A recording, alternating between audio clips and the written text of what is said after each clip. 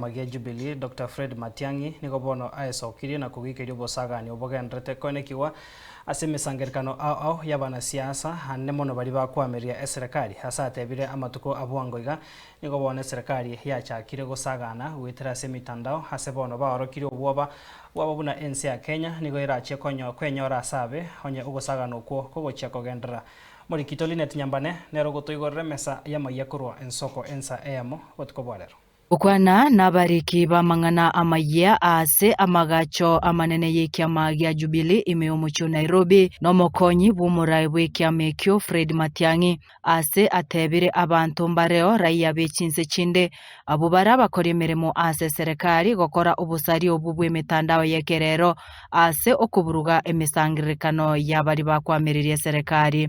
The government has decided to now begin, in addition to terrorizing opposition leaders.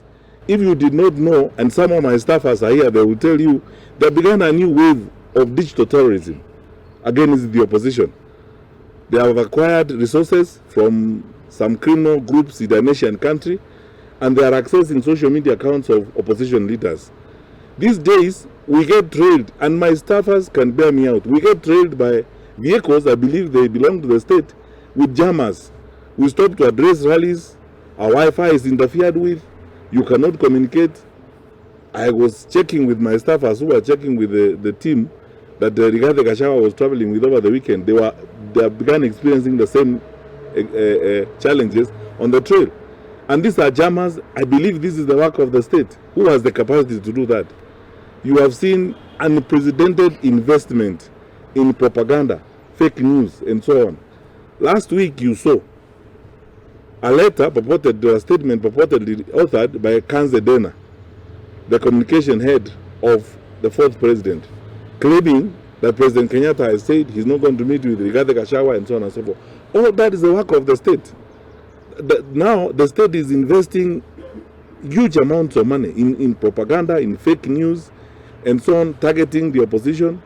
And so on, instead of focusing on the challenges we have as a country. MATIANG'I otebire egetambo kirekyo nabo kerachikwirira ense ya Kenya sechisegi chobogesaku aseboigo amurekeiro busagani bwenegetigwe igoro ase Emesangererekano olinda mwananchi ensemo ya Homa Bay. There were armed people in that Homa Bay meeting, some of them shooting.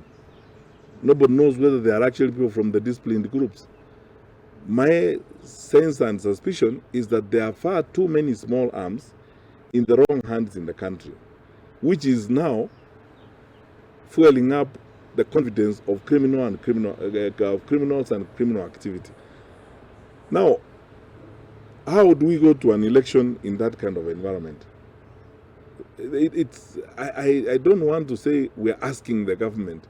This is common sense. It's something they know they ought to do. Nonyanabo OMOCHIRIE wizara y'oburendi bw'emeyense iyo atebire yasinyire kurobokoreri asebono arure eira yoguchia komorekera engane yo amo nabarayi bari bande bakwamirerie eserekari asebarachikorwa enchera ebwenerete kubwatigwa. For 2 days, a rural county in Kenya is actually under the spell and control of criminals. For 2 days. And we behave as if this is normal, because the police know this. And everywhere in the country, you saw online last week what happened here in Allingham 1 month ago on Thika Road, 9 o'clock in the morning, thugs closed the road and terrorized people. We have begun our final descension into chaos.